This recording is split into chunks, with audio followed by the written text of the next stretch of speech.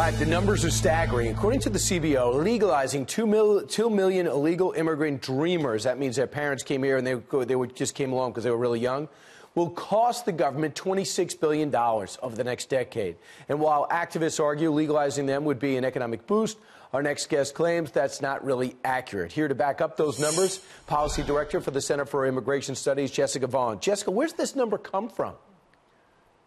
This comes from the Congressional Budget Office, which are like accountants to Congress, and they run the numbers on the population that would be covered by this amnesty and according to the legislation, and they look at the fiscal costs.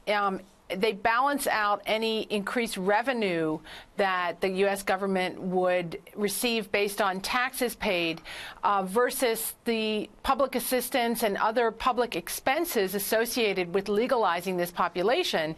And when you do the math, it doesn't come out well for an amnesty. But they're talking about $26 billion.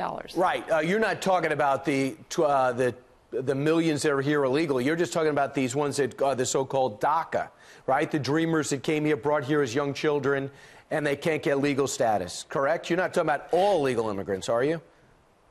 No, but this particular piece of legislation that they analyzed, which was introduced by Senator Lindsey Graham over the summer, would legalize not only the people with DACA, but anyone who got here under the age of 18 up to 4 years ago. So that also includes a large number of the unaccompanied minors who came from Central America, as well as the people who got DACA under President Obama. So it's a much bigger population and a younger population. It also doesn't have an upward age cap on it. So lots of older illegal aliens who didn't get DACA would qualify as well.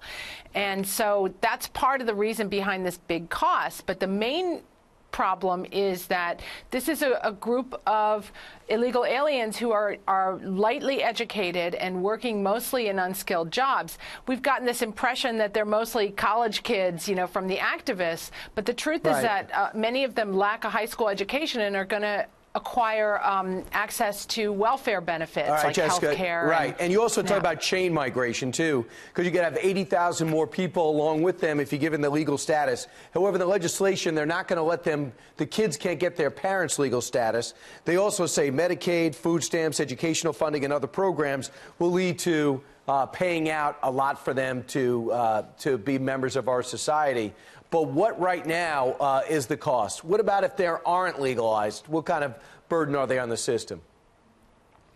Well, if they aren't legalized, they're not getting access to food stamps, usually. In some states, they may be, but they are subject to deportation. So, you know, or they may leave if enforcement is increased. They may decide to go home on their own.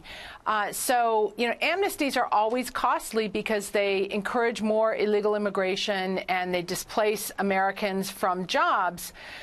So if Congress is considering an amnesty for this population, we need to be real and understand it's going to be costly, but also take steps to reduce the chain migration and the future illegal immigration that could come about as a result. Yeah, very interesting, because I hear that immigration reform is on the launch pad for early in 2018. So we're going to have you back, Jessica, to look at what's at stake. Thanks so much.